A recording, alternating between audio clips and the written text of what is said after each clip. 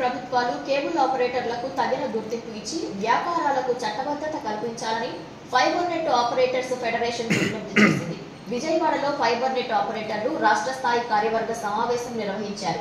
2024-29 కాల పరిమితికి అధ్యక్షుడిగా బండారు కృష్ణమూర్తి, ఉపాధ్యక్షుడిగా అహ్మద్ అలీని ఏకగ్రీవంగా ఎన్నుకున్నారు.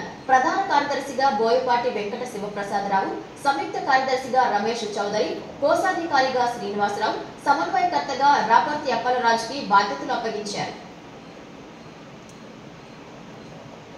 అన్నది ప్రజలకు అందించగలిగితేనే ప్రతి ఇంటికి ఇంటర్నెట్ సేవలు, బ్రాడ్బ్యాండ్ సేవలు అందించగలిగే పరిస్థితి ఉంది. కాబట్టి ఏపీఎస్ఎఫ్ఎల్ సంస్థ ఏదైతే ఉందో దానికి సంబంధించిన యంత్ర పరికరాలు కానివ్వండి, కస్టమర్కి అందించాల్సిన సిపియులు ఇవన్నింటిని కూడా అత్యధిక లక్షలాది సంఖ్యలో అతి త్వరలో అందించాలని చెప్పేసి రాష్ట్ర ప్రభుత్వం సీఎం శ్రీ నారా చంద్రబాబు నాయుడు గారిని ఈ సందర్భంగా కోరుతా ఉన్నాం. టోల్ ట్యాక్స్ విధానంలో కూడా ఒక సరైన విధి విధానాలు లేకుండా వివిధ ప్రాంతాల్లో వివిధ రకాలుగా ఆ ట్యాక్సులు నోటీసుల రూపంలో ఇచ్చి ఆపరేటర్లను భయభ్రాంతులకు గురి చేస్తున్నారు. దీని సమగ్ర విశ్లేషణ చేసి పారదర్శకంగా ఆ యొక్క పోల్ ట్యాక్స్ విధానాన్ని ఎంతవరకు ఇంప్లిమెంటేషన్ చేయాలో, దానివల్ల అటు విద్యుత్ శాఖకి ఇటు కేబుల్ ఆపరేటర్కి ఎటువంటి ఇబ్బందులు కలగకుండా ముందుకెళ్లే పరిస్థితిని కల్పించాలని చెప్పేసి సీఎం గారిని కోరడం జరుగుతుంది.